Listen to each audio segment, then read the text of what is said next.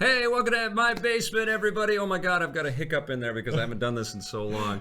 Hope you're all doing great. I've got the volume on my laptop here. Trying to keep this as smooth and elegant as we possibly can. Hello, everybody that has tuned in. This is my buddy Bear Safi, otherwise known as Behrudy. Yes, that's a funny little name that I've got. It's a long story, but it's fun to be doing this again. You know, last time I think we did a basement was E3. Yeah, together. I think I've done something since then, but I did a Sphero unboxing thing. Actually, that's right. That Spider-Man behind us there, which I still love. The newest addition to the basement, guys. Yes. Vic had to like run out. It's like, hold on, I promised the viewers that I would put this in the background. I have this thing lit up all the time, and it chats to me, and I love that little Spider-Man. I mean, look at this. I mean, obviously the whole theme has been Batman behind you, and it's kind of been the Batcave, but now you're adding more Spider-Man figurines. You got the random head in there. That's extremely creepy, and then now we got the Sphero, which I love Spidey. Absolutely. It's been a good year for Spider-Man as well, and next year is going to be incredible with the Insomniac game. Let's say hello to a few people here. We got Timberwolf, Audrion, Leon. We've got Cade 6, which is appropriate because we're talking about Cade 6 a little bit. We've got Dr. Ain, sup.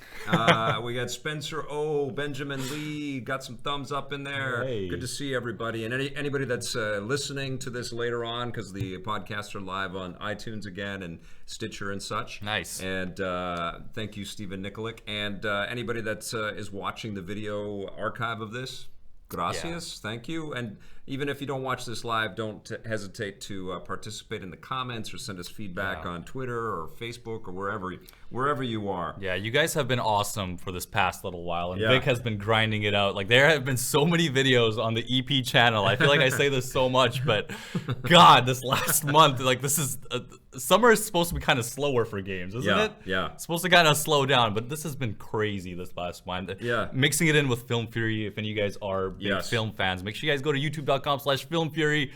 Vic and Johnny have been absolutely killing it. Yep. And you guys do 3 reviews a week. And, well, I mean, basically, I wanted to do this stream today, this basement podcast, for a couple things. Obviously, catching up on the games and some of the work that's been going on, and we can talk a little bit about Destiny 2 today. We have some embargo notes and stuff that we can't cross, the full line, and we are in a second here. But I also wanted to just check in with everyone because I haven't done a podcast in a while, and we had a pretty good routine that we were starting to initiate there, and obviously it culminated with lots of E3 talk, but it got crazy, and a big part of it is our relationship with the Vancouver Film School has been phenomenal. Not only are they sponsoring Electric Playground's Rundown every day, thank you, VFS, but they're sponsoring Film Fury because there's a natural fit right there, and obviously that sponsorship has allowed us to kind of create more content, and that's what the sponsorship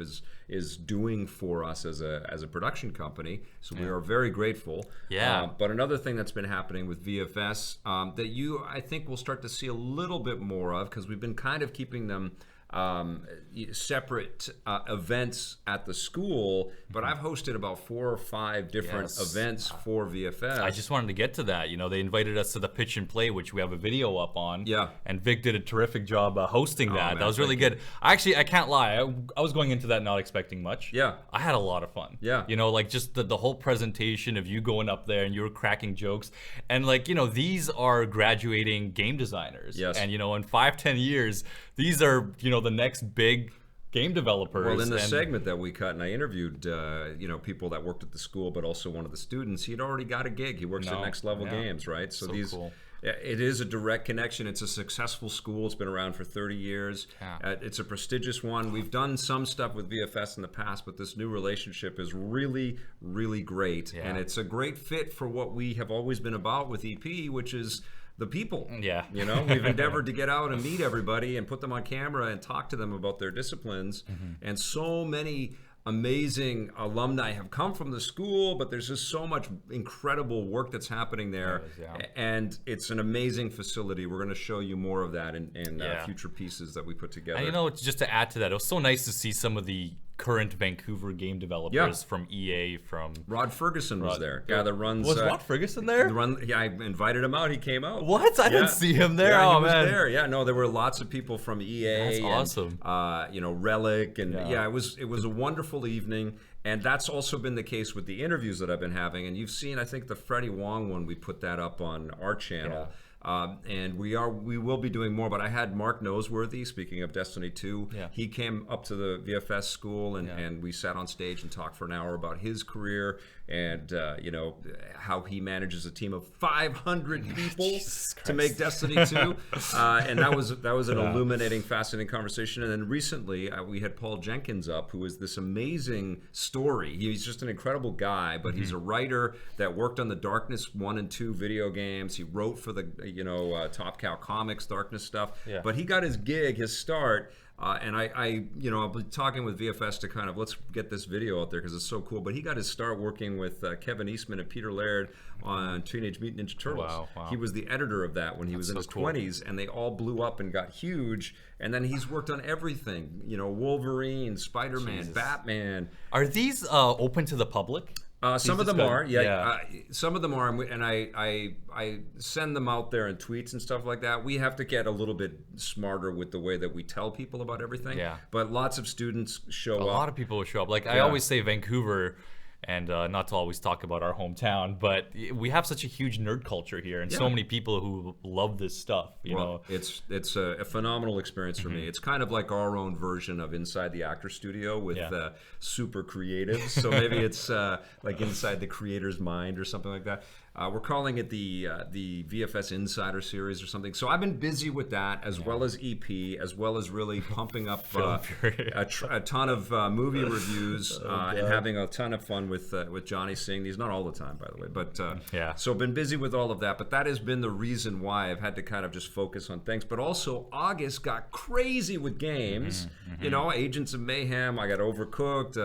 I mean, what else have you been kind of Lawbreakers? Lawbreakers. I'm still in. Yeah, we're gonna do. What else did you play? It feels like you played Uncharted Lost Legacy. That's right. Long Dark you played. Yeah, Long Dark got me completely hooked. I think it's because there have been a few very successful August games. Yeah, and because the fall season fall season has been so busy that now they're just trying to push out games right before the kind of crazy, because this fall is nuts, right? Yes. With Battlefront 2, with Destiny 2, with it feels like the movie summer starts in February and the video game fall starts in August. Right? So everything is shifted over. It got crazy, like a stack of things, and I've still got a big pile of titles to review, and I'm playing the Mario and Rabbids Kingdom Battle. And I can't wait to tell you guys about that. How does that feel as a game like a game reviewer, Vic? Like, because if you're really attached to a game. And I gotta walk away from it. You gotta walk away from it. Like, I remember a few times, like, walking into your space and just seeing you go crazy on Overwatch because you were just, you kind of threw it in like a month or two later just to kind of get your little fix. But I know it was kind of sad for me to see you there because I was like, Vic is probably so busy with all these other games that it's hard for you. I can't obsess. I gotta move on. And the toughest game was Zelda, because I did obsess on that. And it actually affected me, and I've told some developers about this and people that I work with, like you guys. It was so good that it really colored how I looked at everything afterwards. It really, for me, I mean, I've said it's my favorite game of all time. Yeah, you wouldn't shut up about it. And totally. And Red Dead did that for me. The Batman Arkham games did that for me. But it's really hard to kind of shift off of something that you love that much onto like a 7 or 8 or a 5 type of mediocre type of game.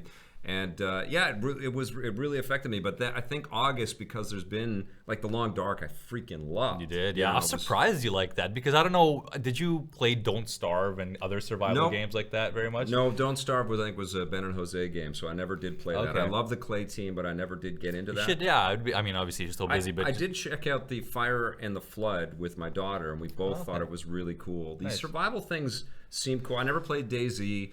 But I get it. But what I obviously love about the Long Dark, you guys should watch the review. I'm raving about it. But I love that it was made in Canada, in the wilderness, basically, in Cumberland, BC, and it honors Canada. It honors the what people like the settlers of Canada had to deal with.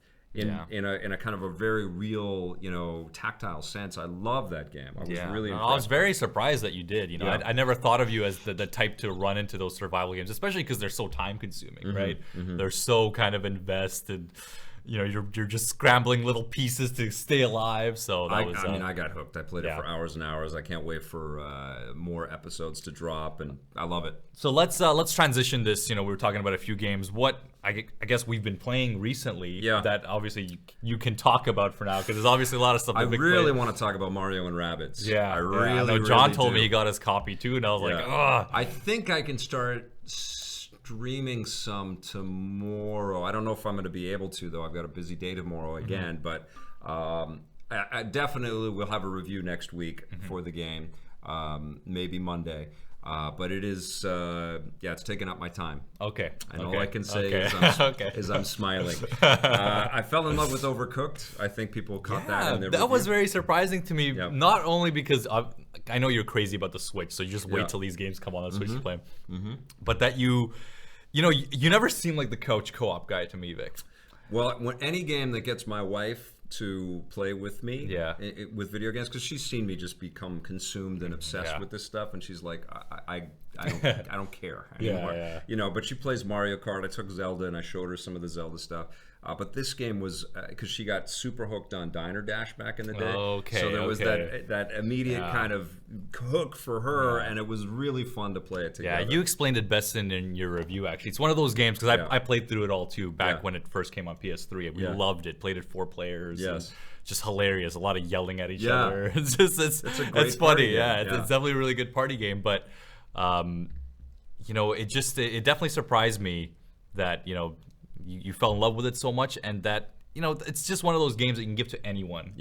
Just hand them the controller and they're just absolutely gonna fall in love with anything. That's the other. Adrian Leon pointed out the other one that I fell in love with, which was the Sonic Mania, which is absolutely incredible, and you guys have got to play that game. Did you get this? I did not get Sonic Mania. I can't say I grew up as a Sonic kid, but You didn't, or you did? I did. I did. You had the Saturn. Well, growing up, I had a Genesis and all and everything. But I'm just saying, I was a big Saturn kid. Then they Japanese burnt us Saturn. out, though. They freaked us out. Well, it didn't transition. I don't care what anyone says. No. The series did not transition well to 3D. Nope. And it was cool. Even as a Sonic kid, you realize growing up how much better Mario was. In terms of just movement and precise game design and level design.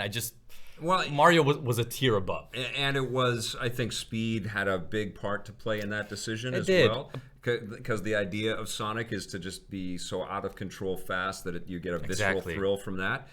Which doesn't translate to 3D, but also Nintendo, as we find out every time we interview developers there, they don't give a crap about the look or the feel or the character stuff. You think they do, but they never think about that until they're well into prototype stage with little polygon blocks, or probably back in the day little sprite X's and O's. Watch his Splatoon 2 interview. Very, very interesting. Well, it is fascinating, right? Because I think that they completely look at ARMS. ARMS is amazing. I don't give a crap what anybody says. It's one of my favorite games of the year. It's a super cool. I keep going back to it. They keep dropping. I like ARMS more than Splatoon 2, to be honest. I think it's an amazing game. And we were talking about last podcast of how ARMS is a very Sega-esque game. A game that Sega would make, because it feels very virtual on, like with the whole locking on. If you look at the story, and they have these awesome characters that I want action figures of, they didn't care about any of that. They just...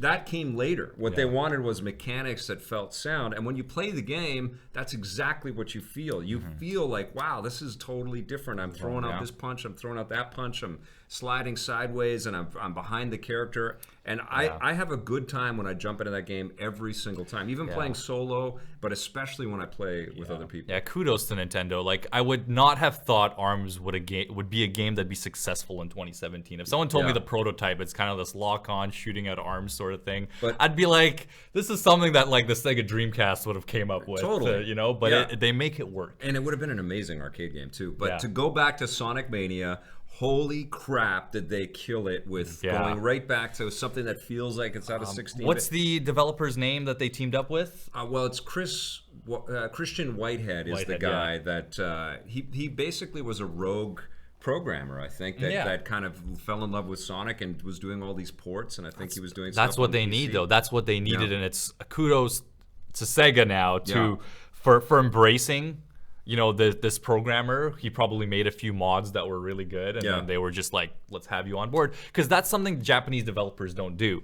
You know, Valve does that, you know, and look at the success they have. You know, DayZ was like a mod, but American developers, one thing, they embrace this stuff, whereas Japan says, no, we're gonna shut this out. A big example is Super Smash Bros. Melee. You know, a game that had all this intricate high-level stuff that wasn't designed to be in the game, but made the game so fun, so fast-paced, and it had this kind of a skill ceiling. But Nintendo was like, hell no, we're not embracing this stuff. We're gonna kind of go to Brawl, and we're gonna add tripping and make it a party game and not kind of condense that skill gap instead of embracing it, where I think if they did embrace it, Smash Bros would have been twice as successful on the Wii U and the 3DS, because you don't think it's as good as Melee. It's not as good as Melee. Okay, gotcha. No way. As a competitive point, because Melee was fun for the casual, but it was also had that insanely high skill gap to be competitive. I eventually fell in love with Smash Brothers, but you know my history with that game, right? It's just like it was utter nonsense when I first saw it. I was like, why are all these mascots hating and punching each other? We all know your favorite game is PlayStation All-Stars Battle Royale, all right? So the cash-in on the cash-in. When it's meta cash-in like that, it's like, oh, that makes sense. You guys should have seen Vic was so hyped for that. He was sweating. But I did fall in love with Smash Brothers eventually, but I don't have the the meticulous, sort of minutia distinction on, what makes Melee better than. Believe me, I thought the 3DS version of Smash Brothers was like, this is amazing. Look at how much shit is in this game. This is so fun. Smash 4 was an improvement from Brawl by a long shot. I mean, I'm a huge Metal Gear fan from my shirt, and I miss Snake in it. But Brawl was like a real step back. Like I think N64 Smash was fairly high level, and Melee. But we'll talk about this forever. All right. Oh, that review that Tommy and I did of N64 Smash, we were just like two bewildered gamers going, "What the hell is happening here? Guys, have you seen Dead or Alive?" And that's what we kind of transitioned to. Anyways, anything else you've been playing? Well, I've been bouncing between Sonic Mania. I still play Overwatch, I do still play Overwatch. I've been playing a little bit of Lawbreakers, having fun with that. It's have a lot to say about that game. Ill-suited on the PlayStation 4. I feel like it's cool that it's there, but it doesn't feel like a console game. It feels like a PC. Definitely game. Not. I have so much. I've been playing a lot of Lawbreakers. And I have been enjoying it. But definitely the game is fully designed. Let's review that together. Let's do it. Okay. Yeah, let's do it. Production meeting on the podcast. That's what we should just call these things. But you're absolutely right. You nailed it. Even the class like the Titan. They boss key integrated these little mechanics like rocket jumping.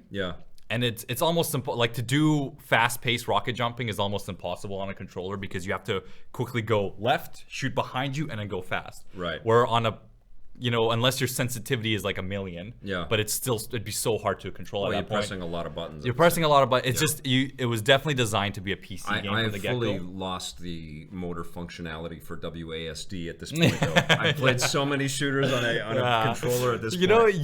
Your PC world has all been with VR. Every time I see Vic go on the PC, it's always been VR. I'm playing a lot of VR. Well, as much as I can jump on, I feel immense guilt, because there is a lot of content to consume on VR. There's some mobile stuff even that I haven't had any time to look at, like Monument Valley 2. The new Tekken game that was created here. Actually, I played that for a second. Wait, Tekken what? The Tekken mobile game. Oh, that's right. Yes, Tekken that's right. Yeah, Injustice. I'd like to there's a new Street Fighter. It is the year of fighting games across multiple platforms. But I haven't had time to consume every damn thing. I've been trying. I've been whittling away, and I do touch stuff. But in terms of what I've been really sort of focused on is. Lawbreakers, Long Dark, Overcooked, now Mario and Rabbids. Also been playing Hellblade, so there'll be a review of that soon. And I mean, there's more stuff imminent, and I will have my review of Destiny 2. I'll have an early review next week, because I've played enough of it that I can review the game and tell you what I think about it. But I will also review it again after. I didn't really give it a score. I just sort of summed it up. But I will review it again when the servers light up and there are millions of people playing the game. But promise me that you will play this game with me, Destiny 2, because I think all of Destiny 1 you played on your own. No, I played with Ben and Jose. Actually. I played quite a bit with those guys. It's the issue with the franchise. I mean, I didn't play Destiny 2 at all, so I know nothing. But Destiny 1, I played a shit ton of, like too much. But the issue with the game is that it just relies too much on the people you play with. Yeah, and having a party. Didn't really, I mean, the problem with it is I couldn't, and I still can't tell you. I can't because of embargoes, but I still can't give you all the minutia of the story. Yeah. It's a little ambiguous and a little bit. Scattered across the galaxy, which I think is kind of right for the brand, the franchise. But it felt like we were dropped into this thing and nothing was explained to us. Let's get to that in a little bit more. We have a few more things to talk about, and then we'll go into the details of what Vic can talk about, because I have a lot of questions for you. Under obviously the embargo, right? Like there's only so much that we can talk about, but there are a few things that I'm very, very curious about asking you. Up here on the screen. Can I ask for a couple quick questions? Of course. Let's go. Let's see. Vic, hypothetically, from Dean Howard, should I pre-order and get into the beta? Cough twice for yes, once for no. He's talking about the Destiny 2. What was it? Cough once for no, and twice for yes. Okay. All right. Because our little secret code reviews that Bungie will come after you for. I'll tell you this. I have a PS4 Pro. Yeah. But I don't know if you guys have seen that white PS4 Pro. My eyes have been circling that sucker. Vic, you have like 6 PS4s, all right? That's what happens. Like the machine, the consoles, they send them to us, but then we also buy, they released the Batman one. I gotta buy the goddamn Batman one. I bought that one. Yeah. And then the Pro. Yeah, I've got that. And then the Pro came out, and I had to see what the Pro was, and then I got the 4K stuff, but the white PS4 Pro. Yeah. That looks so good to me. They do that every time, though. Destiny 1 had a white normal PS4. I know. I can't wait for the Metroid 3DS. Have you seen that? Yes, sucker? I have. Oh my god. Looks really good. And we're going to talk about other things that are coming that we may or may not be getting. Yeah. Are you guys hoping for a first person? This is from Jordan Strang. First person shooter for VR for games like COD, Battlefield, Destiny. Well, Doom VR is coming. Raw Data was the big one, right? That's a great game. Yeah. Global Recall is amazing on Oculus. What's Global Recall? I've never Robo seen Recall is ridiculous. It's made by Epic Games. Okay. And it's an arcade. It's like Raw Data. I have seen this. You bounce across different. You do your teleportation thing, but the robot sort of mechanics and you can grab them and rip their arms off or their heads off and throw them back at them. There's bullet time in the game, so you can grab the bullets as they're shooting at you and then chuck them back. My god! It's so cool. It's so fun. That was great. But Doom VR is happening, and I streamed, and that comes out this year. I think in December 1st. I think. Yeah. And then I streamed some Farpoint, which is a full-on FPS, and it actually was pretty solid, and it comes with that controller. Did you review that? No, I didn't review it. Yeah, I got like 4 or 5 hours in. I need to play it a little more, and then I can give my final thoughts on it. But it is impressive, and that controller actually worked pretty well. We saw the Oculus or the Vive price go down, and Oculus already, I think before, already lowered their price. Yeah. Hopefully Sony will. Yeah. Because I don't think they did. Did they? Yeah. Recently? You can get them all cheaper now, and it's great. I mean, it's indicative that they're likely within a year or two will be a whole new technology kind of transfer to something brand new. It feels like the amount of AAA titles, though, especially for the PlayStation VR, it's dwindling, it's really kind of, we're not hearing as much about it, which is a little sad, because I think this is the better things in terms of gimmicks go. This is much better than the Move and the Kinect. Obviously, was I mean, even the subpar VR is still pretty cool. Except for the stuff that makes you sick. It's just like the business in general, the video game industry in general. You know what? Media creation in general. Yeah. Everybody is a content creator. It's so easy to pull the tools together to build things now, whether you're making web shows or podcasts or video games or whatever. that discoverability has become an enormous issue, and VR is not doing itself any favors by getting into a hardware war. VR games should come out for one price, and you can play it on whatever VR headset you want. There should be some kind of coming together between PlayStation, Oculus, and Vive, where they say, let's play this together, because playing it apart, I mean, they should come up with like the DVD standard or something like that, because it's bull crap that you got to make a choice for that, because then you go into each of these stores and they're all different games, and there's some exclusives here, and then they're timed.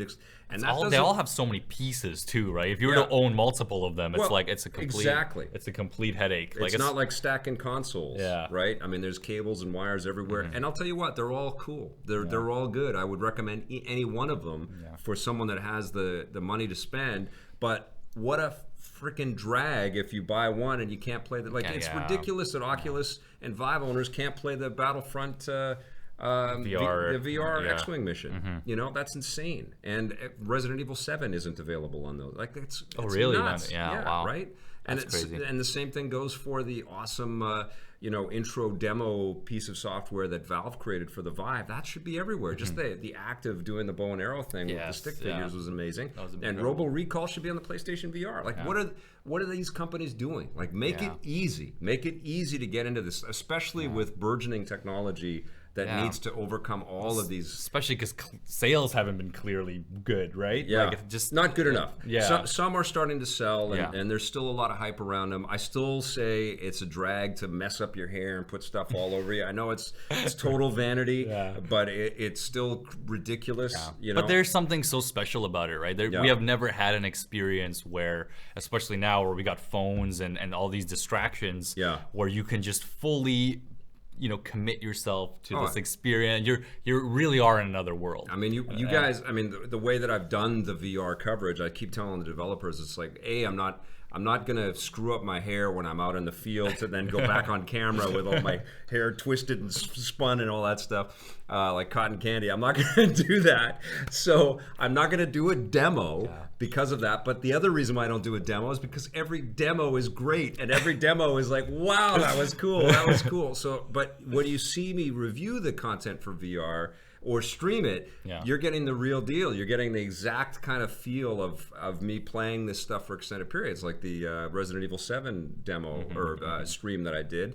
I go back to that every once in a while and watch how freaked out I was by it, because it was fun. Do you think also, because it's so difficult to show how the VR experience through streams like Twitch, through like live streams, like it's you have to actually have the headset on your head for other people to see, especially because we live in a world where companies are now promoting games on Twitch. They're paying streamers to play their game. I know, it's gross.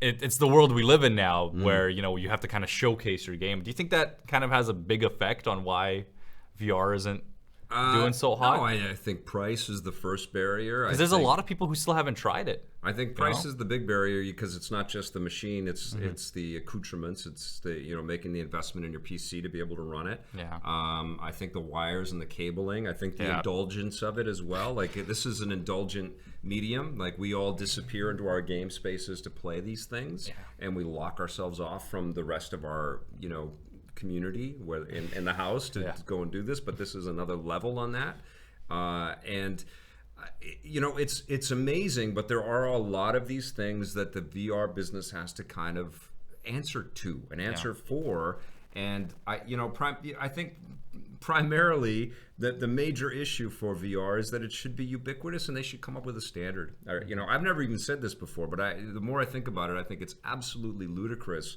And I think that the video game industry in general is so guilty of making the experience of enjoying software difficult that it has turned off billions of dollars, and probably billions of participants as well. Nobody thinks about how they're going to watch a movie or how they're going to listen to a piece of music. Nobody ever thinks or read a book. But the hurdles that each one of us has to overcome to enjoy a video game, and we can list them all off together, ludicrous, right? It should not be that way. It should be as easy as as possible. Yeah. All right. Well, we can talk about VR for much longer, but here's hoping for a bright future, and hopefully even PlayStation kind of starts releasing more stuff, because I'm a little worried. I mean, people can see, like, it's amazing. They can see it on my face. You know, I'm not bullshitting you. No, it really is great. To play these things or whatever. They've sent me all the gear and lots of software, and it is every time I disappear, like Lone Echo I'm playing, it's incredible. Echo Arena is incredible. But discoverability and these stupid clubhouses that we all have to join is just crazy.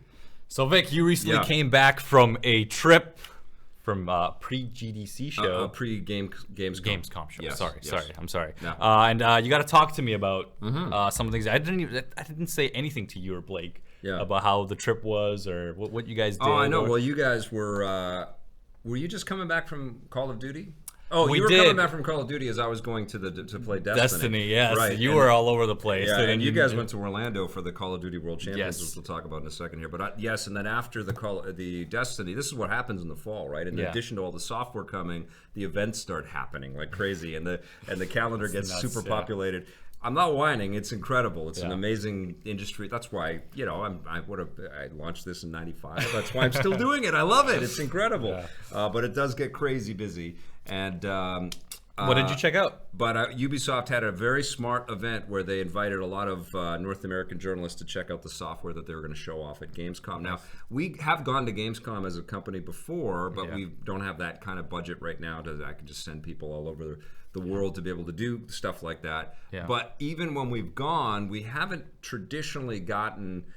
there's lots of great indie titles and things like that are buried within the massive booths, and it's a huge event. But in terms of like big stories and big news and announcement, there isn't usually tons and tons of stuff. And some of that Gamescom stuff is starting to hit. Obviously, the Xbox One X information was revealed, and the pre-orders and all that stuff went live. But Ubi was smart, because I think a lot more, a lot of journalists choose not to go or opt not to go or can't afford to go.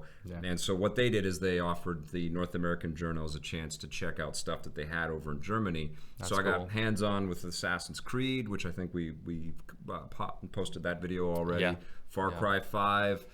Crew 2, which was very surprising. Really? Yeah, I really enjoyed that. And also I really enjoyed, and I think I'm under embargo, so I can't talk about it, but there's a video of Ghost Recon Wildlands, the PvP stuff. I got a chance to play that. Okay. And so I got some good time with that, and I interviewed a couple people, but it was great. It was really great. The Far Cry 5 was exactly the same content that they let us play at E3, but I hadn't shot a... first impressions video there, so I shot it at the Gamescom thing. We posted that one, right? Yeah. What are your thoughts? Because I remember you were one person, you were a little hesitant about I felt the like world and the theme of this game. I still am. I mean, it's like, especially when we have the comments that Trump has been making recently, and the people sort of up in arms, and literally you can see these militia types on streets and in news footage. And people are getting run over because they're standing up to Nazis. It's a horrific time to capitalize on that with a fiscal product that could potentially be construed as insensitive. And that's my concern with the game. In terms of what I played, though, I loved it. It was so fun, like, even if it had, and I said this in my first impression, it had a choppy frame rate because it's not tuned and polished, but the level of detail is insane. It's absurd. I think Far Cry 4 was still on the previous gen consoles, if I'm not mistaken.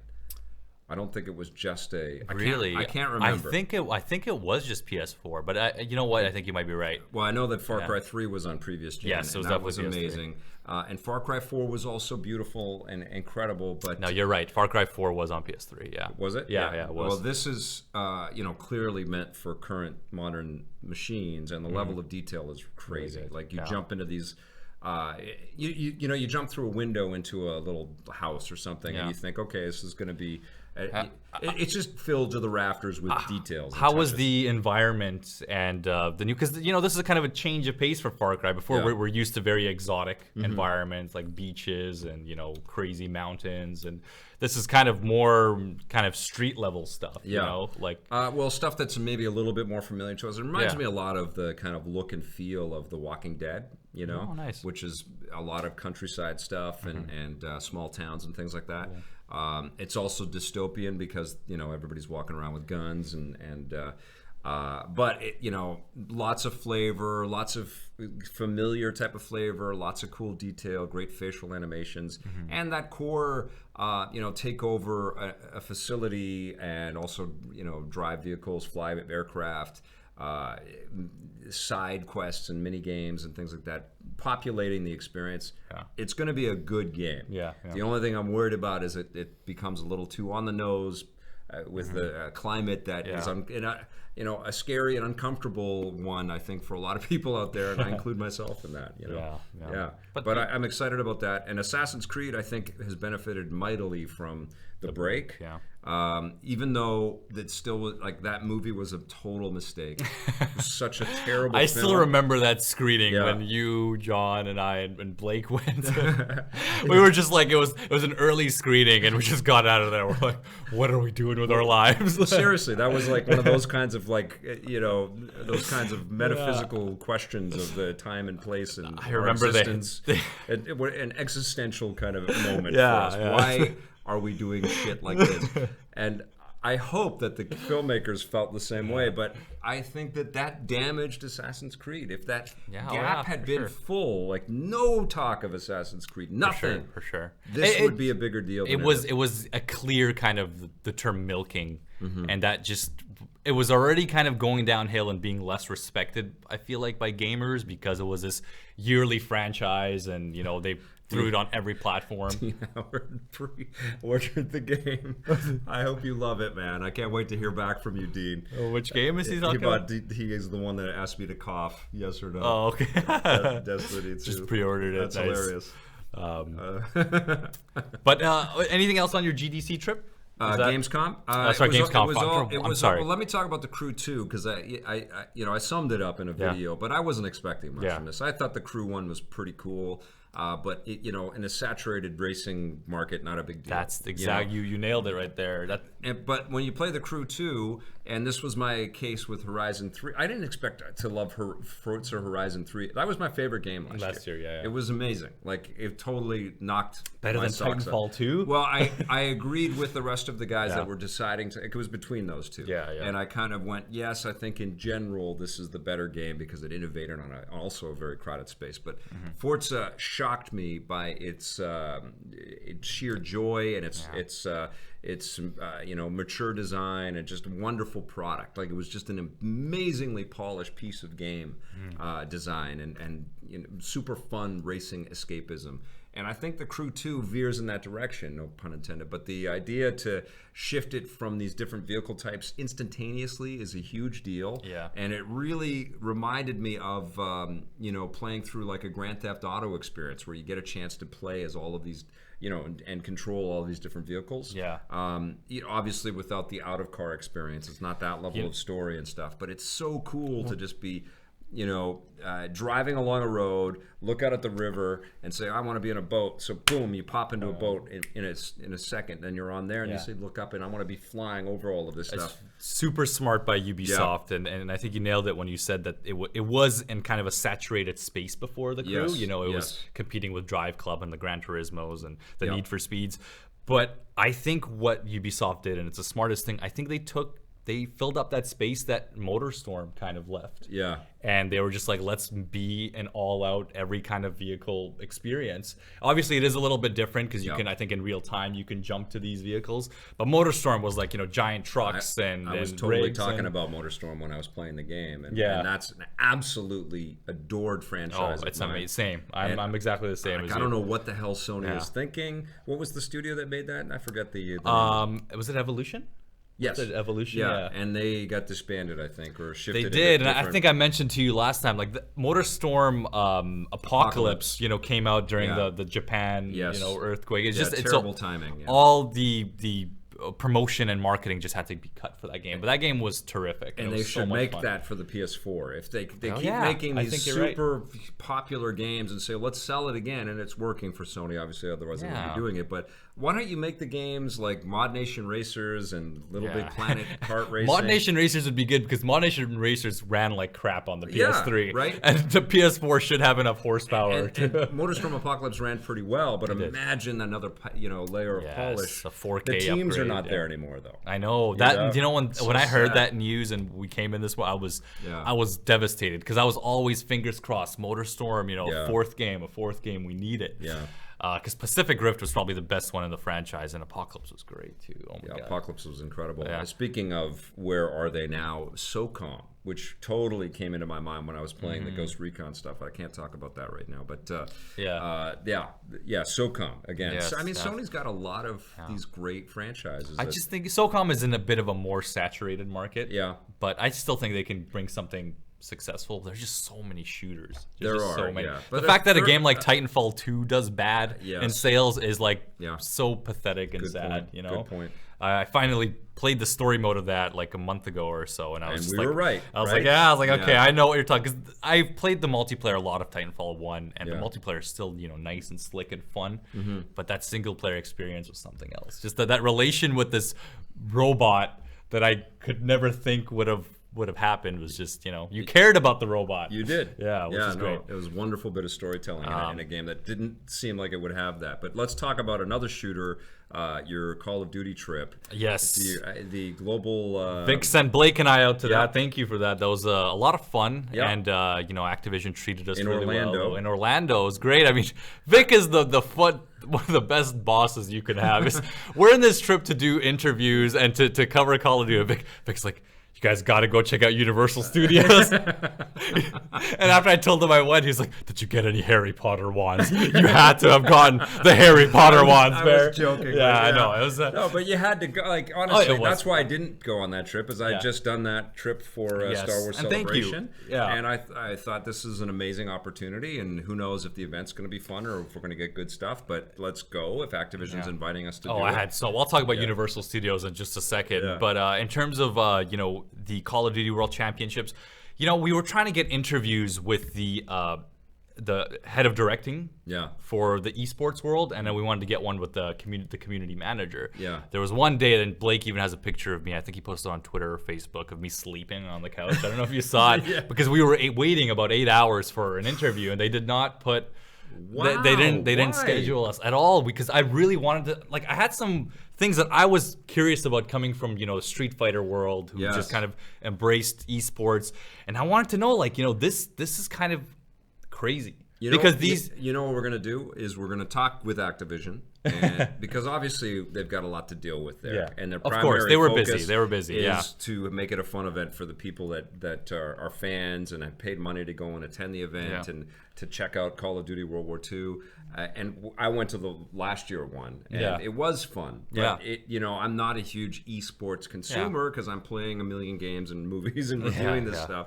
I don't have time to follow who's beating who. But you are actually a very knowledgeable esports follower, and I think it would be a great podcast to have that same person or similar people at Activision or on the Call of Duty brand. We'll stream them in, and we can get into a dialogue about how it all went for them. I mean, there's a lot to talk about, and there was a lot I was curious about. I wasn't going to be harsh or press on them, but this is the only esport compared to any other esport where the game changes every freaking year. Yeah.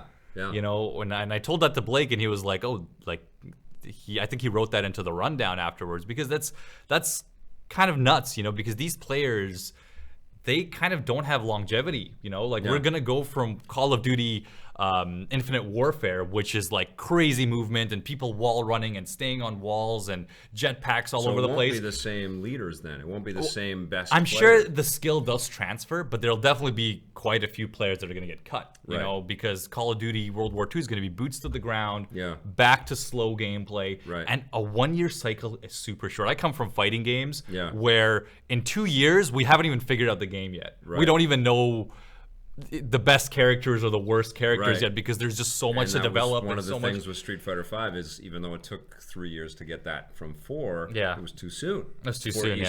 It was too soon. The game wasn't kind of polished right, and it wasn't as in depth. Like Street Fighter 4 was like had so much depth. Just to wrap up a little bit, it was fun. It was great to see, the fan favorite team, Optic Gaming, won the whole tournament, which nobody thought would have won. It was really cool. It was nice to see this whole other world of it. How busy was it? And that's the point I want to get to, is that I don't think we're there yet for esports. I don't think we're Amway Center big. I saw the pictures of the Halo 5 tournament where people were showing kind of an empty tent or something like that. It's just, it feels still a little bit artificial, and that's just me being 100% real.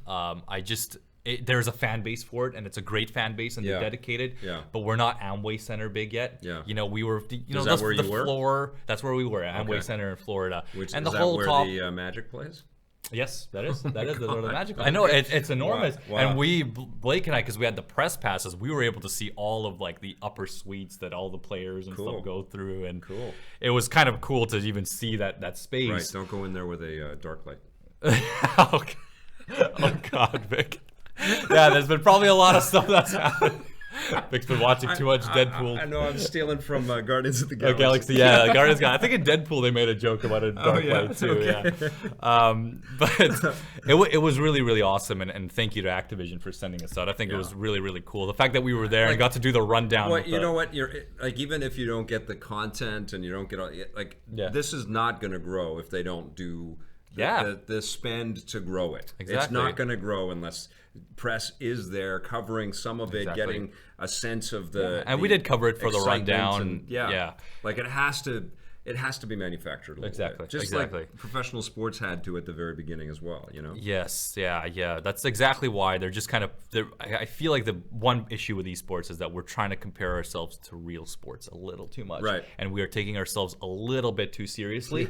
And I don't like that at all, and that's why I like the fighting game world more, where we kind of have more color to our commentary. We're a little bit more WWE than we are sports, and I think that's maybe kind of how we have to take it, right? Because if someone never saw these games and kind of saw this stream, they'd be like, holy crap, these nerds are taking this a little serious right now. Oh, that's a good point. And and you're shooting at each other too and killing each other virtually in these games too, which does get a little too hardcore. It was interesting. I think Infinite Warfare was a kind of a funner game to watch in esports, just seeing people wall run and do all that stuff.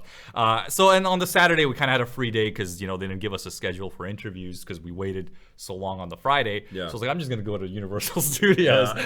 Blake didn't want to go with me. He's not a theme park guy. So I was like, you know what? I'm going to take an Uber. I'm going to go on my own. And it was so much fun. I went to the Island of Adventure. It's crazy, right? It was, the Harry Potter world was there. And the Simpsons land. And I didn't go to the actually, because I went to that when I was a kid. To the other one, I know they've added a lot of stuff. I knew I wouldn't have enough time to check out everything. So I went to the island where the Harry Potter land was, and they had the Marvel rides and the Holocaust. Oh, it was so much fun. I'm not even a Harry Potter guy, and I couldn't believe what I was seeing when they were so cool. I went to every single ride on there. I don't care if I was a fan or not. I just wanted to experience it. And they have the single people lines. So like, I was a bit of a loner, but I got to go through every ride so fast. That's great. So it was fun. That's awesome. I had a good time. No, that is, if you ever are in Orlando, the theme parks are out of this world. I do like, not that we review theme parks, but maybe we should add that. a new segment. I do prefer Disneyland. For anybody that's thinking of going to Disney. I prefer Disneyland in Anaheim to Disney World in Orlando, partially because everything is spread out.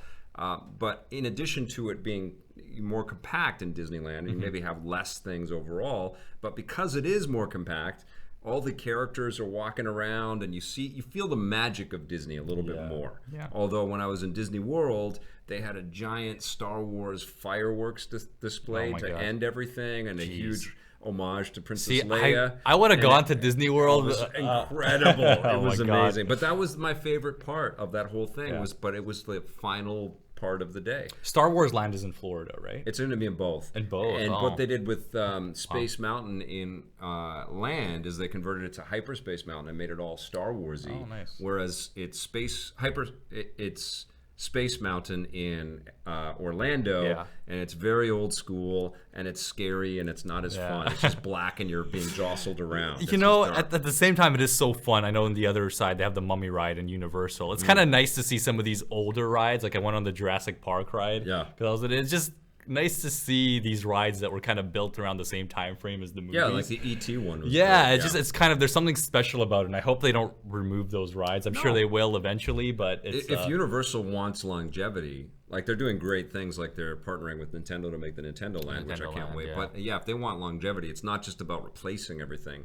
It's about, having some, traditions. Yeah. Like Pirates of the Caribbean is still super popular at Disney. And it rightly so. It's amazing. It's a Small World still has a huge line.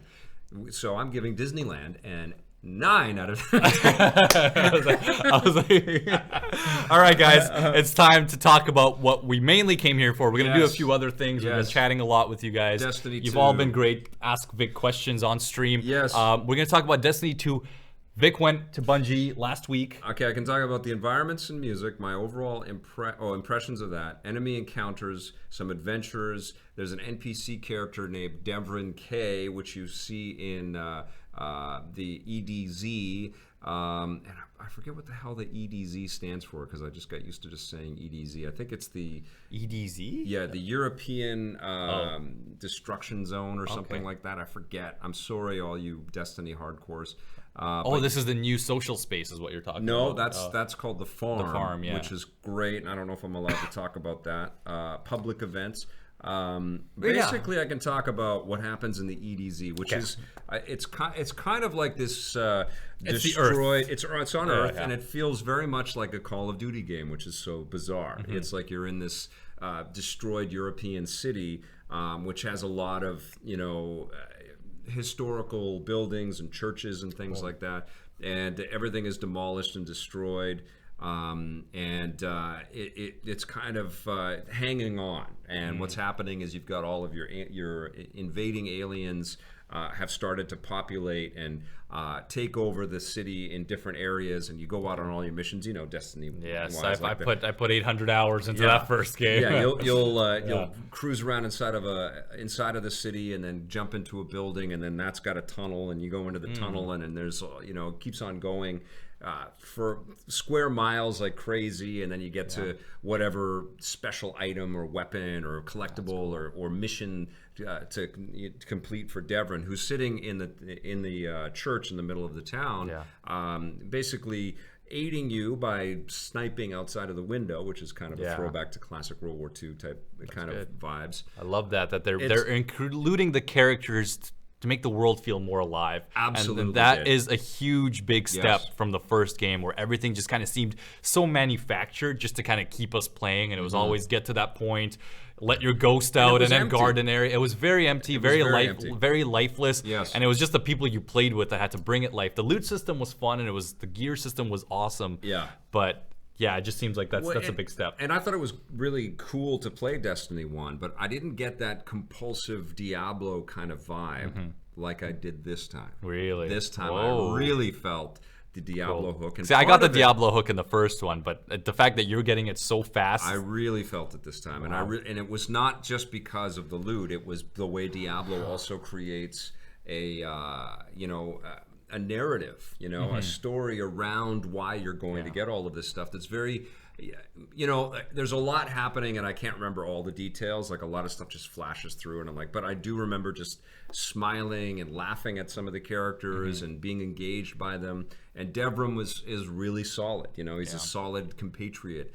And it does feel like your missions have consequence, and what you're doing for him in this battle rage city matters, and it's cool to kind of dive in and get all these collectibles. And then one of the things that is interesting about the enemies is that they don't have numbers over top of them, so you're constantly wasting your time on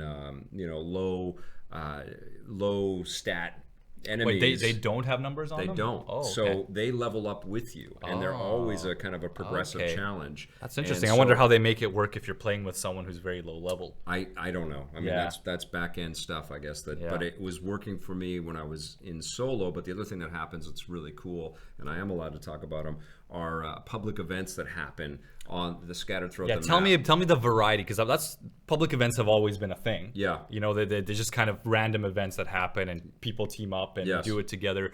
But what was the variety? Like, what were some of the ones that you did? There were enemies that were trying to drill for specific items. Wait, explain that more. Drill? Yeah, they're drilling for I forget what some kind of resource, but they set up this drill thing, and then they try to basically protect it, and you're taking them all down. Oh, and you're taking it down. And did you destroy the drill after? Yeah, and there's a set number of dudes that you got to get, and then you get that. Cool. And then there are also things like a tank will appear, and you got to take that was in the first one. Yeah. Anything else, like anything very more gamey, you know, and I mean by that is more like objective based of, you know, like maybe you have to take this to here. Yeah, I remember some of the ones in the first Destiny where you had to collect a certain amount of items by killing people. Yeah. There's lots of those kinds of things and lots of varieties of those kinds of things, but they make a little more sense with the fiction.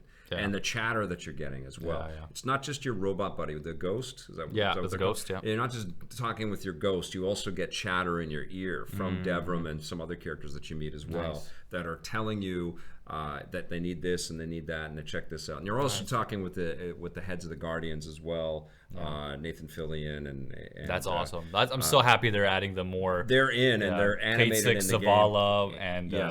And Iora, I think is the other one. Iora and Zavala, they're all in the game and they're phenomenal. Let's see what else I can talk about here. I can't remember. I played through the Lost Sectors. I can't remember what the hell. Tell me, you know what? Tell me more about the NPCs. This is a very big part. With Destiny 1, I can only talk about one. Devrim. Oh, okay, okay. So tell me about Devrim. Are they like the ones from the first game? No, they're much stronger because I can't, like you say, they're like the ones in the first game. All I can remember in the first game are the ones in the tower. That's it. I don't remember them out in the field at all. I don't remember characters. Yeah, no, I'm pretty sure they're a new race. Yes. But I'm just curious. I wanted to ask you. I guess you can't talk, but I wanted to ask you about, you know, animations and things like that. Are there any new? Gorgeous. Yeah, it's gorgeous. Because the first game got very tiring because everyone kind of was the same, and you got to know all the archetypes. I mean, you're talking about. No, there's a lot more variety. There's a lot more detail with the enemies that you're fighting. Okay. And the environments have more variety as well. That's what they benefit from here is there's no PS3 or Xbox 360 development. This is all for the current gen stuff. I didn't really notice tons of HDR blossoming or blooming off of everything. It looked great. It's a great. Can you talk about frame rate? I'm sure I can't. I mean, we all know that's not. I played it on a PS4 Pro, and it's 30 frames a second. It's still 30. Yeah, and let's see, what else can I talk about? I'll talk about more about frame rate next week. Tell me about the chests you opened. Treasure chests, if you saw any there. Were there some at the end of a mission, or there were some just hidden in different areas. But that was in Destiny 1 where you opened random ones and they just gave you materials and maybe like a green gun. Yeah. What were the treasure chests here? Did you get anything actually worthwhile? Oh, excuse me. I got a lot of armor and equipment and helmets and things like that. Can you tell me about the rarity of them though? Like, were they blues or?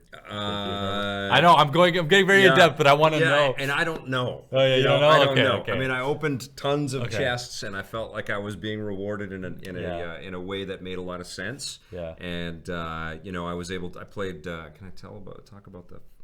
It's the European Dead Zone is what EDZ stands for. But can I talk about the? I can't talk about the subclasses. No, I don't think so. I'm not allowed to. But I played in the. Who'd you play? That's fine. I played as a hunter this time. Cool. And what did you play in Destiny 1? Destiny 1, I think I played as Warlock or Titan. I think I was a hunter there too, but it didn't feel the same because you get your arc staff and all that stuff in this one. Yeah, they're definitely changing that up. That's all been in the beta and all the supers, so that's fine. In the beta, I played as a Titan with the shield. Yes, that's right, and that was super cool. Yeah. And so now I want to play this again because I've played like 15 or 16 hours of the campaign. I've gotten really close to the end of the thing. Like you were there the whole night. They just put you in a room and just like play this. Yeah, and I played a ton of it, and I wasn't really taking specific notes because I'm not writing a review. I'm just talking about my impressions on things. But I can tell you that the environment and music, gorgeous. And I think I can talk specifically about the EDZ. But even in that world, even in that environment, there was a lot of variation. Yeah. And it was like captivating, and I didn't really want to leave. And you know what happens with Destiny is you get sent off on missions elsewhere. Yeah. And each of the worlds is so good that you didn't want to leave. It's cool. Wow. Yeah. Wow. Yeah. It was really hard, and I say this in my first kind of early review next week, but it was really hard to put the controller down, even though I was kind of, you know, imprisoned in a room to play the thing. I didn't want to stop playing the thing. Bungie employees had to come and pull Vic out. No, really, like literally, they had to tell me, no, you can't go any further than that. Oh, really? You can't play any more than that. Wow. You have to stop there. Wow. Yeah. Wow, that's cool. Yeah. That's cool. And so, like, it was fun to travel around EDZ. There's lots to explore there, and I got to go back to Akora. Thank you. Yeah. Yeah. Tell me about the scannables. What are the scannables? I don't even know. Yeah. I know, like, I was scanning stuff. Metroid-like. Is it like Metroid, like randomly? Yeah. Yes, you're getting. And it tells you story bits. Yeah, there's little story bits. I heard about this. That's cool. I mean, but this is like getting into specifics and minutia that, like, if I was writing a thing and I'd taken notes, I'd be able to kind of give you more detail on. That's not what immediately jumps into my mind, reflecting on my playtime with the game. What are the landing zones? I don't even know. I'm testing Vic here. I think the landing zones are the where you can, you know, I think in the first Destiny you didn't have as many sort of close to combat kinds of places that you could choose from when you went to... It was almost always you just landed in the same place in Destiny 1. No, but now you can. You can get much closer to where you want to get into. And you can fast travel as well, which makes it... Really? From like in the same world? I don't even know if I'm allowed to say that. Okay. But It's okay. It's okay. Yeah. That's in landing zones. Don't worry, guys. You guys are getting a big scoop here. I'm going to figure out everything I'm going to take everything out of Vic's brain. Bungie can blame me. And I can say that there are high value targets in the game as well. You know what? Like, how do the high value targets come to play? I mean, just get better rewards and stuff like that. But I'm saying, like, you just, you know, just kind of touring and patrolling the area, and then something will happen, and then he'll drop you'll kill it, and it will drop a loot box filled with something precious. Cool. That's awesome. Seems like there's a lot more to do, dude. I can tell you that even in EDZ, like, one of the things that I reflected on when I play it is like, most shooters really don't fly you all over the place. You know, Halo does, and obviously, you know, it emanated from the same studio, of course. Yeah, but you know, one of the things to really kind of understand, and Destiny, I don't think lived up to the potential, and you know, we'll find out soon from me and from other people talking about Destiny 2 whether it does or not. But one of the things to consider about Destiny is that it's way bigger than Halo in so many ways. And you do a lot of traveling to cool places, you know, and it's... people have to think about that this game has had 3 years to develop, to get feedback from expansions, and just the community is very strong. You know, the Destiny, the game subreddit is one of the biggest subreddits. A lot of people pissed off, though. A lot of people that said, okay, I had enough. I'm never playing that again. I mean, I posted some stuff, some video content. Destiny. I even played the beta and I streamed it, and people were like, "I've had it. I can't deal with this anymore." You know, but what? I hear that, and I also hear, "Oh my God, I can't wait for more." You know, it's a divisive, but undeniably enormous brand. You're right, yeah. And I can't wait to tell you more. It's all up to people like you. If the reviews are good, I guarantee you. Yeah. Because it's not like Destiny 1 was getting 9s and 10s, you know. Yeah. It was getting a lot of 7.5, 7s and 8s. Well, and that really was because of the content. It was.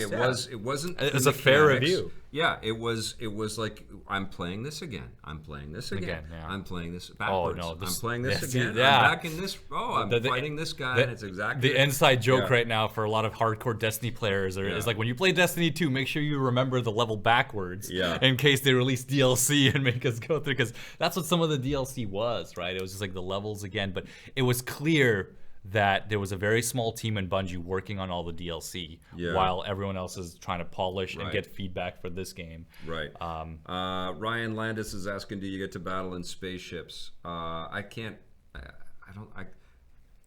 I didn't. I guess I can say that. Yeah. I didn't battle in spaceships. What's your favorite city kingdom builder game for the PC from Liquor Running Games that isn't SimCity or City Skyline? Wow, okay, I don't know. We're going straight from Destiny 2 to an RTS. Vic, real quick, tell me about the music though. I'm very curious. Music's beautiful. Yeah, because Destiny 1 had really good music. Yes, it's still very It's beautiful and just wanted to know. Yeah, no, it's a sumptuous, beautifully produced escape. Like they didn't slouch. Vic, are you gonna do your very first Destiny raid with me? I did Destiny raids in the. Did you finish one? Yeah, you did. I did some with. So you did Vault of Glass then, probably the first one. Something, yeah. Oh, nice. Okay. Yeah, but I will do raids with this one. I think I did. Jesus Christ! Now you're putting me. I think I did. Because I know that everyone like at EP for most. I know Blake absolutely hates Destiny. Oh yeah. But hopefully, he'll give it another try with 2. Down the line. Yeah. But well, he burnt out. He played the 2,000 hours and he'd had enough. I don't think he played that much, but I think he played it he did put time into it for sure. Yeah. I don't think he went over 100 or 50 hours. Yes, I will do raids with you. Yes. I do raids I can tell you this. I can't wait for more. Yeah. Right. As much as I've played this, and I really can review it now, but as much as I have played this, I can't wait for more. Nice. Right. Nice. And this is coming from a guy that was feeling like, wow, games will never get better than Legend of Zelda earlier this summer. You have to sometimes give these studios a chance because, like you said before, a game like Destiny is so big, and they spent probably so much time tuning that engine for the first game that they couldn't get everything they've wanted in it. Yeah. That now that they had the time, they had the feedback from the fans. It's been many years since Destiny 1. And they feel that too. I mean, I talked with Luke Smith and Mark Noseworthy, and they feel that pressure. And I think one of the things that they also feel the pressure of is to, bring back people like myself that played it for, a substantial amount of time. But it was like, okay, that was fine. That was a fun game. Yeah. I had a really good time with my friends. And they have to convince them and give them that extra value. So they have to... appease the pre-solds. They have to appease the people that liked it but then went away, and importantly, they have to bring new players to this thing to kind of keep growing this and not sort of plateau it. And that's a tall order, and we'll see if that happens. We'll see, For sure. And it's going to be interesting to see how Call of Duty World War II. Did you play that? I did not. You know what? I saw the line for it, and I saw that they had all these esportsy booths around with like gaming chairs and all this stuff. I went around quickly. I should have tried it, but I think they have a beta going up on it, which is the exact same build as it was at because it's an E3 build still. I don't think they've yet updated that. So Sarah Gamer, when is it coming out? It comes out September 6th. So next week. We'll post the early review, and then probably a week later, after I've dived back in and put some hours in as a warlock this time. Nice. The Warlock Master Race, Vic. You got to be part of the Warlocks. Okay. I'll record some of that footage and we'll talk about that. Or I'll probably stream. I'll stream along with you guys, and we'll start getting into that game again. Okay, I think that's it, right? All right, looks like it is time. So, Vic, are you going to get the white PS4 Destiny 2 Pro? Man, if I didn't have the Pro already... Vic, enough consoles. If I was a little less when you get the insane, Xbox One X, Vic, we got to take away a few of your Xbox Ones from you. It's just a little more insane. I mean, I desperately want that white PS4 Pro. I'll tell you that. That is a slick looking machine. But then so is the Xbox One X Project Scorpio. No, Project Scorpio looks awesome. But the coolest of I've tweeted about this. The coolest thing of the fall is that Minecraft Xbox One S. I'm not even a Minecraft guy. I appreciate it. It's cool. It seems like it's machine always is insane. Microsoft has released some of the coolest Like, do you remember the R2D2? I own that. Yeah. That's my 360. That's a really awesome little machine. They've always made that. I think they did a very limited Simpsons one, which was extremely limited. It was like all yellow and cool. Really awesome. So let's get to our next thing here. We're already pushing an hour here on our stream. Hi, John. Hi, Jordan. Good to see everybody. Sarah Gamer. So September 6th is Destiny 2. Yes. This won't be the last time you hear from us about it. But we're going to do quick unboxing here. Unboxings and looks at stuff. First, we're going to start with this art that my friend Emilio Lopez sent out to us. He is an artist that works in, hey, Leaf Fanby, who works in with video game companies and partners with them, but also is just a fanatic about this content. Has been a fan of Electric Playground since our days with the G4 network back in the day. Lives in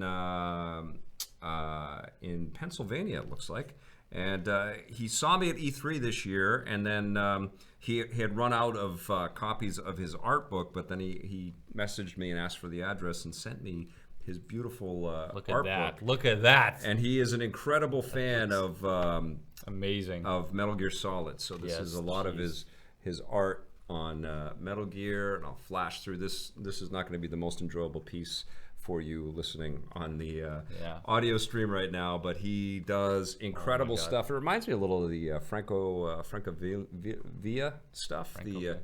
He's an artist in the comics industry that like plays look at with, this is like he did that. That's like Yoji Shinkawa. Like, oh, it's incredible. He plays with shadow, light and shadow.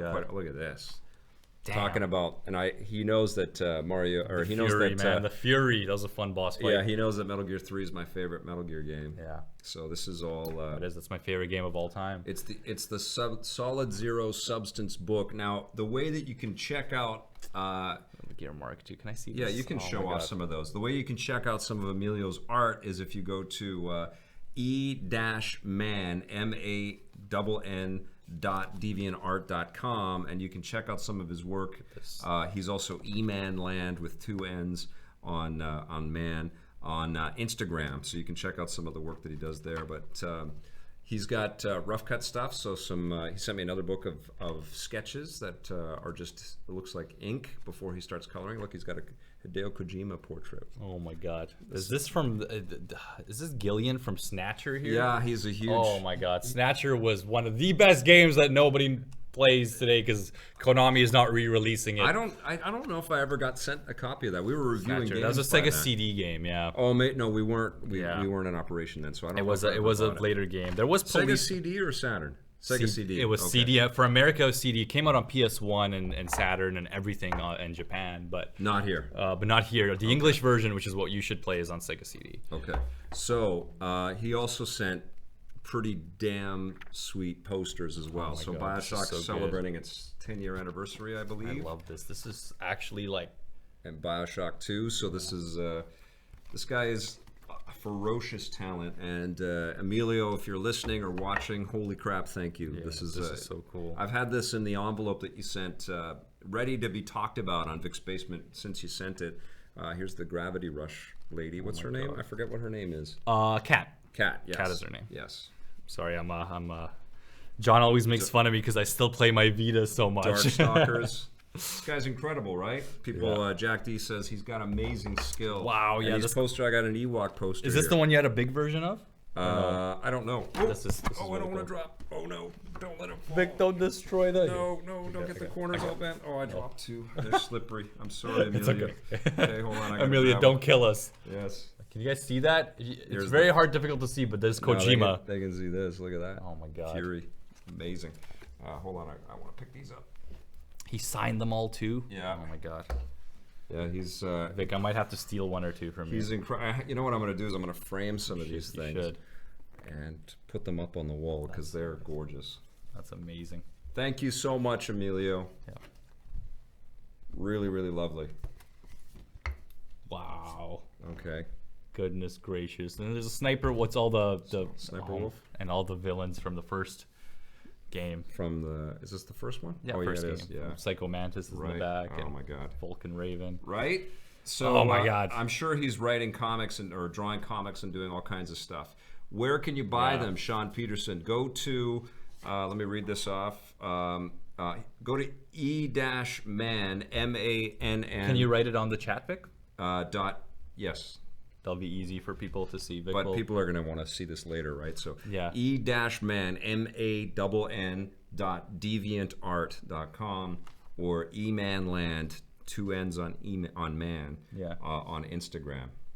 So this is really, really, really sweet, right? Yeah. I want to know, like, he has definitely had to have worked on some games because this is not amateur stuff. Like, this is really. No, he's worked with the studios on stuff. That's amazing. This is okay. S tier stuff. Yeah, we'll put the link. We'll put the link below the stream on the archive of this, and I'm gonna put this stuff down so I don't damage it. Yeah. In our flurry to open stuff. There we go. Okay, now we've got one more thing to open up, and we've never done this before. We've never done an unboxing and hook something up on the stream. Yeah, so bear with us, guys. And to play it, I think it'll be okay. I'm sad to say.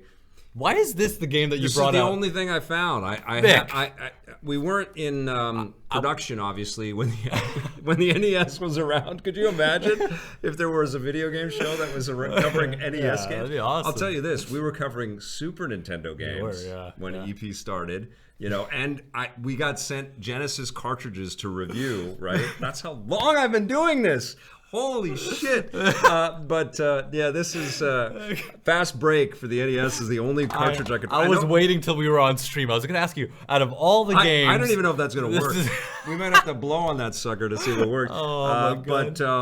I know I have a few more NES games somewhere. I just couldn't find them in the archive there because I don't have the boxes or anything. Like I have tons of boxes for everything else, but I couldn't find it. Okay, and so Retrobit is the name of the company. They reached out to me and said, "Do you want to play an NES capable system that hooks up through HDMI?" I said, "Hell yeah, I want to check that out. You know, let's see how that goes. Especially because, as we all know, it's very hard to get one of those NES classics. I had a friend at Nintendo that eventually did hook me up with one of those. There is the Retron 5, which you do own. I have that. Yeah, I don't have it hooked up right now, and I feel like I should. You totally should. I moved it into my real basement. For you guys to see. Okay, so this is it, the Retrobit, and it's a cool little black little system, pretty sweet. It's got the you can go sort of the old, I can't even remember what they call this now. Analog. But RGB. Yeah, RGB right? Composite. Is that all right? It's and then component. Component is the other one. Yeah. I've fully moved on to HDMI, man. Big is just. I moved on. So the big deal here is obviously you're going to be playing NES games through an HDMI thing on an HD TV, which is kind of rad. Does it have? Again, I mean, it doesn't matter. I was just wondering if it had S video too, which doesn't. I mean, it doesn't. Yeah. It's okay. Well, I don't think they're phasing out S video for most things. They are. Oh yeah, they have already. Yeah. This is super light. There's like nothing in this. It's like There was an NES show, Video and Arcade Top 10 Snicker. Yeah, that was Donnie. I'm sure you've heard me say this, but that was a huge inspiration for me because it was terrible. And video games deserve something more, and that's what EP was all about. So HDMI cable comes in the box. Pretty cool. Oh wow.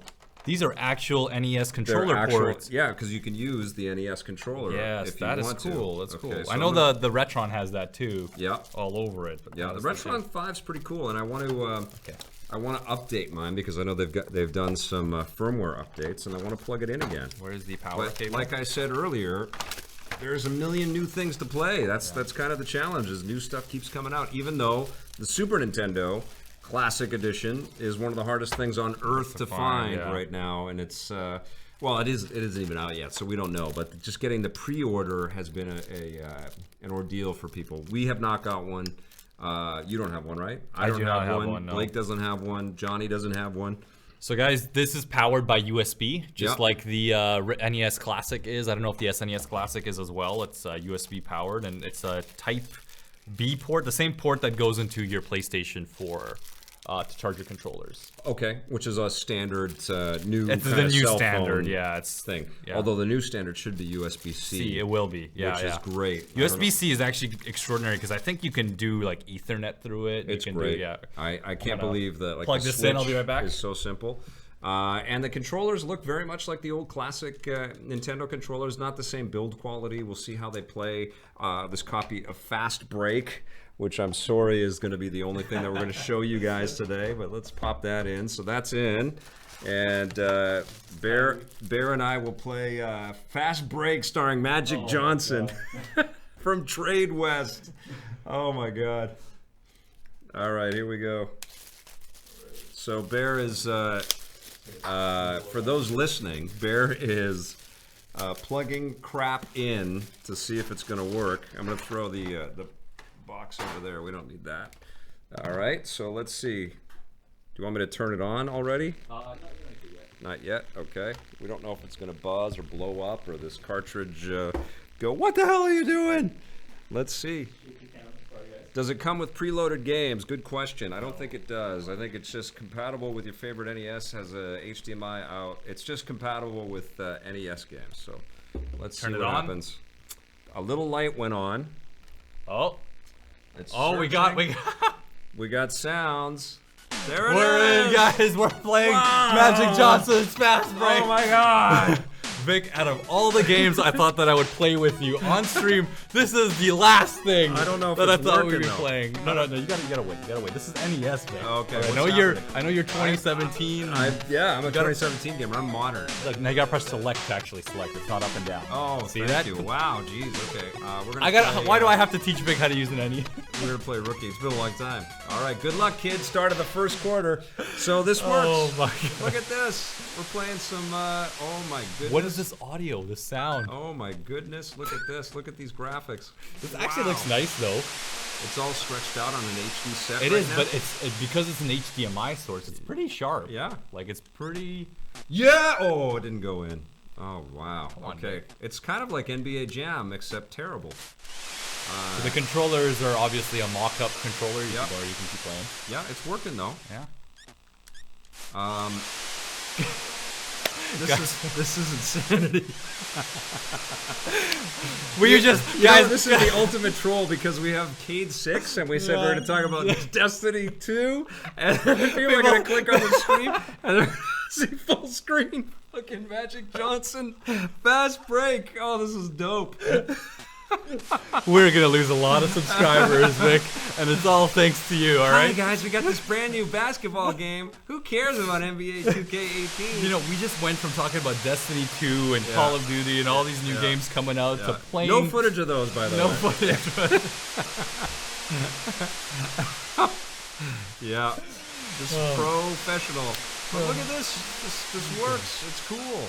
Vic, do you have a power glove somewhere at home? No, I don't. You know what I need to do is find out how much this thing costs. Oh my God. These sounds this game makes. Hold on 1 second. Let's see. RES. Is it just the RES? Is that it? The NES for the RES for NES. Yeah. Okay. But you know, really cool for anyone who wants, and it's tiny, right? Right. It's very small. One thing I think the difference with this is, and the Retron 5, and I don't know, it seems like this does it as well, actually, is what the Retron 5 does, for those of you who don't know, it actually dumps the ROM into a little storage. Yeah. And then it plays the ROM off of a file.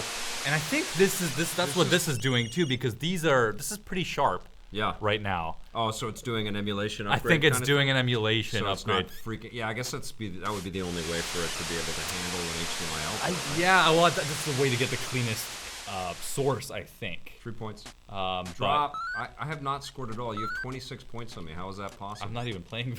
This is the CPU. You don't invite me to play Magic Johnson's Fast Break with you.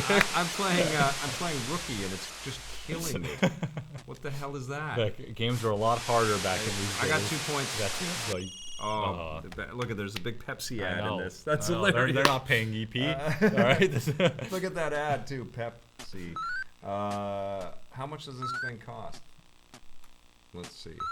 I know you guys all have the Google, and you could probably look for yourself, but let's see. Retrobit.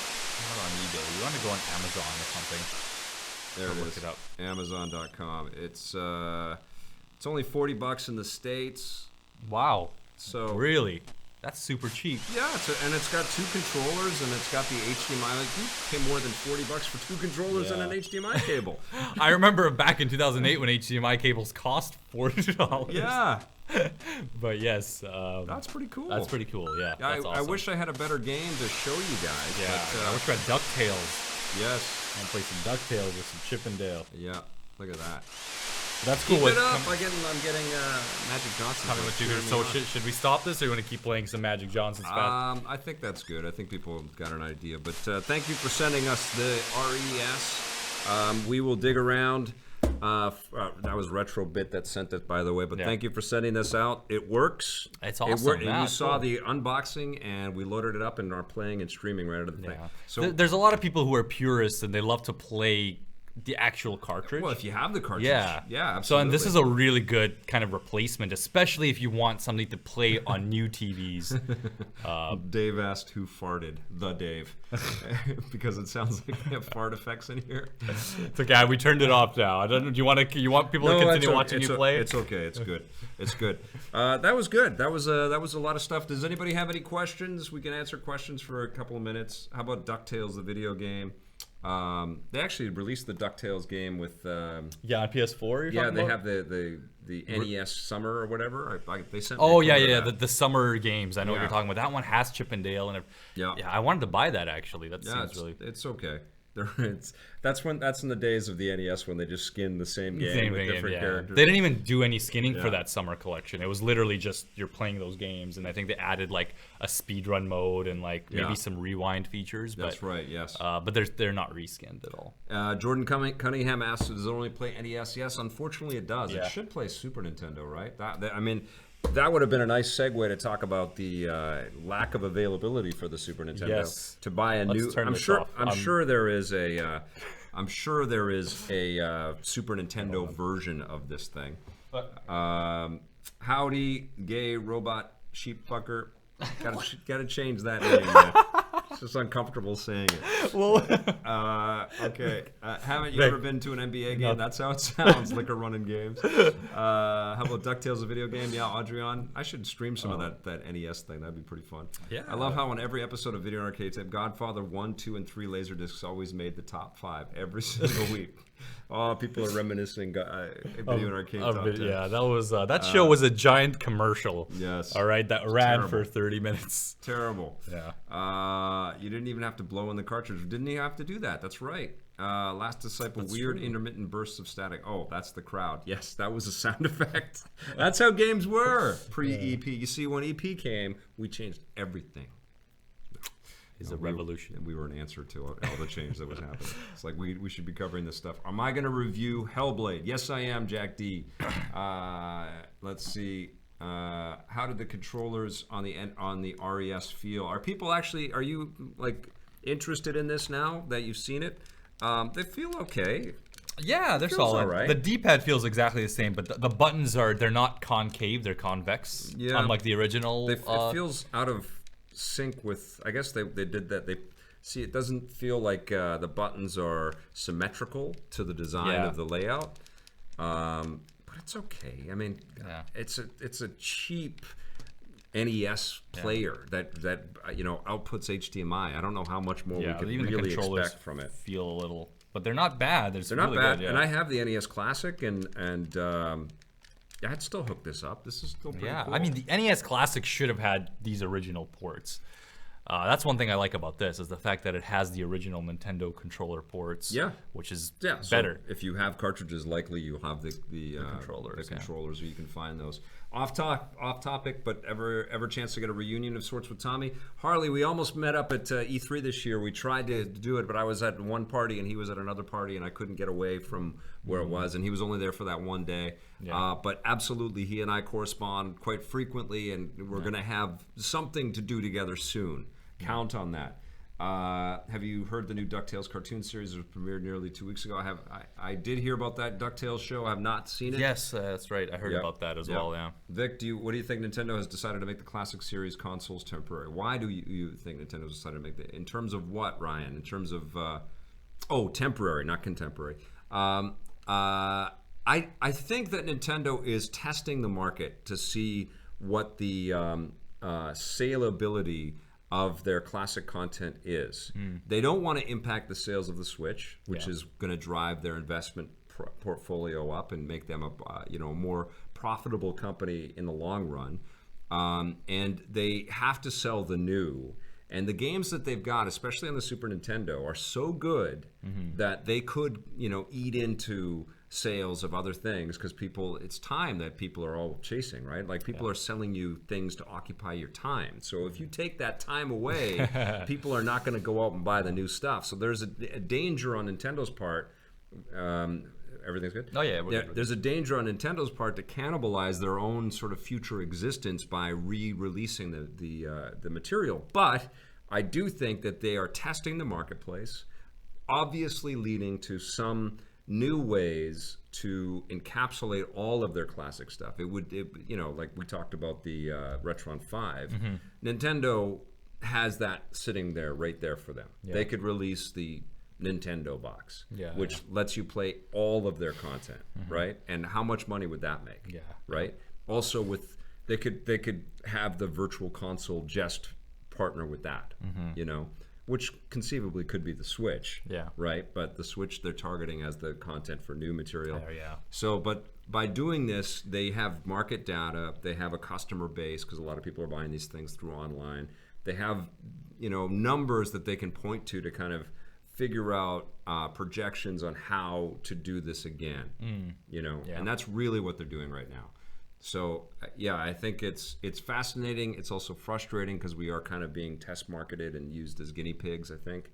And we've all, probably everybody watching this stream or listening to this podcast was on computers yesterday, clicking, reloading, trying to get some kind of a pre-order thing. Were you trying to do that? I tried later on. I wasn't one of the first people, but I did do it like about 5 minutes after. And none of us could get on, and that is, unbelievably frustrating.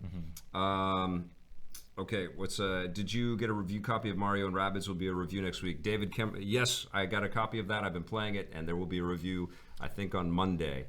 That was David Carmona. Vic, Jordan Cunningham, what SNES games would you recommend for the new 2DS XL? SNES games. Super Metroid. Yeah, Super Metroid, absolutely. That's usually the first one.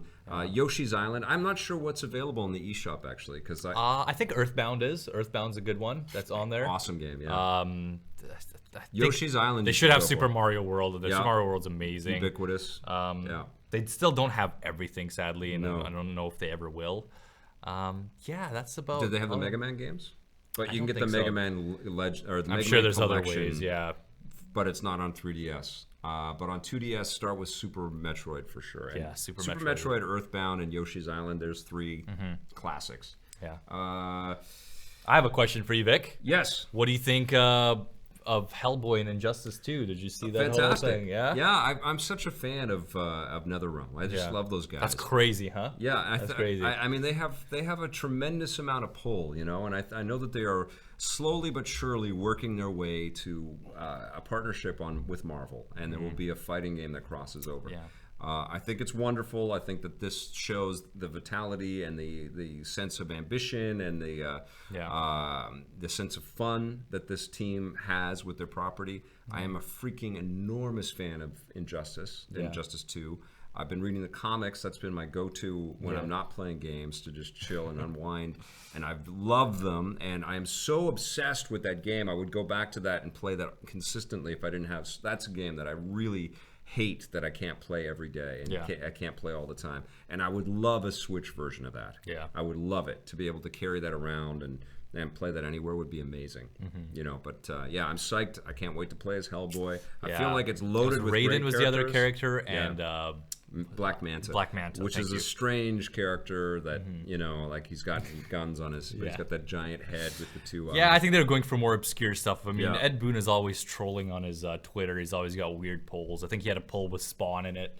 So who knows if in Fighter Pack 3, because there will be probably a Fighter Pack 3. Yeah, there is. They always go. I think the Atom is going to be in there. Oh yeah. Yeah. So we'll see. I've been asking Ed to do that forever. Great to hear. Do you think there'll be an N64 classic? This is from Harley H. I definitely think there will be an N64 classic. That will be awesome. Nintendo profit is profit, especially on games developed and paid for years ago. Ryan, yes, but then if they limit the amount of machines that they sell this way, they can kind of seed and test this out, get that information, and then they can do re-releases, but they can do collections of this stuff. They can do the Classic Edition collection that you can buy for the Switch. There's a lot of things that they can pull from this just by generating that hype, and it's proven for them. It's the Cabbage Patch model, you know? If you make it so accessible, which sucks because they know with Super Nintendo that everybody would get that. They know that. Super Nintendo has a resonance with a lot of people. It's the best console that's ever been made. You know, we want Star Fox 2. They know that. But they also know that they can ride on that you know, Christmas lust forever. You know. And they've proven that. So it's a bit sneaky, it's a bit dirty, but that's consumer goods, you know, capitalism at its finest. But you know, they will eventually release all of that stuff to us for the Switch, and they will eventually create a super console that plays lots of the stuff. And I'm sure that they're going to systematically go back and I think they're probably working towards the Netflix of Nintendo, right? Where they can have their entire catalog. Their own catalog? Yeah.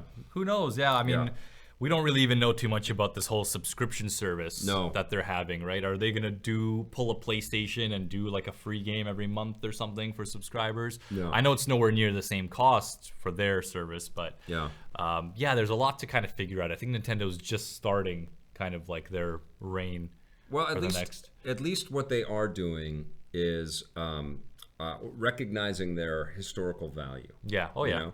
And that I is feel important. Like Xbox is doing a fantastic job with that. Even we want more. They could do a better job, though. You know, we should have GameCube Virtual Console on Switch by now. Nintendo should, and next year. But historically, though, like I popped in because Superstar Saga is coming for 3DS, so I popped in the Game Boy Advance game into my GBA, and I just I looked through my catalog of Nintendo stuff, and I just had this recognition that they've done a pretty good job at letting you at least play the stuff that was on the previous machine. Historically, the Switch is the first one where you can't really do that.